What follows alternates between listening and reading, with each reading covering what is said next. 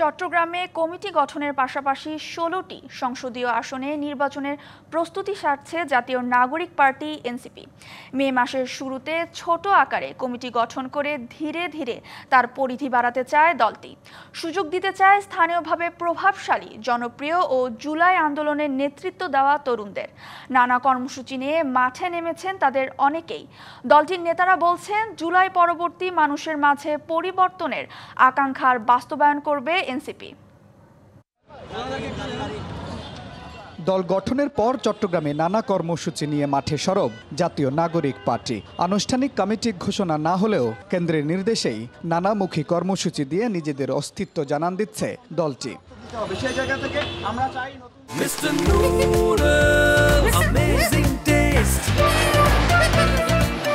প্রথম দিকে জুলাই ঘোষণাপত্রের দাবিতে মাঠে কর্মসূচি দিলেও এখন নারী নিরাপত্তা ও রাজনীতিতে তাদের অংশগ্রহণ এবং শ্রমিকদের বিভিন্ন দাবি নিয়ে মাঠে সরব দলটি। সাংগঠনিক কাঠামো শক্তিশালী করার পাশাপাশি চলছে নির্বাচনের প্রস্তুতি।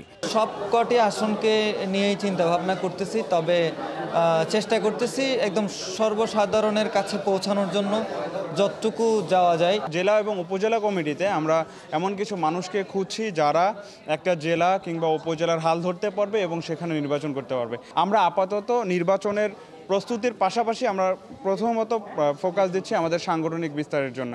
ভোটের রাজনীতিতে নতুন এই দলের মূলধন কি শুধুই জুলাই আন্দোলন? এমন প্রশ্ন ছিল নেতাদের কারো কারো কাছে। জুলাই অভ্যুত্থানে গণঅভ্যুত্থানের পরে যে ধরনের গণতান্ত্রিক, নিরাপদ, সাম্যের, মানবিক মর্যাদার যে বাংলাদেশটা হওয়া দরকার, সেই বাংলাদেশের কিছু সুনির্দিষ্ট রূপরেখা আমরা তৈরি করছি, যেটা দেখে বাংলাদেশের মানুষ বুঝবে যে হ্যাঁ, এই বাংলাদেশই তো আমরা চেয়েছি।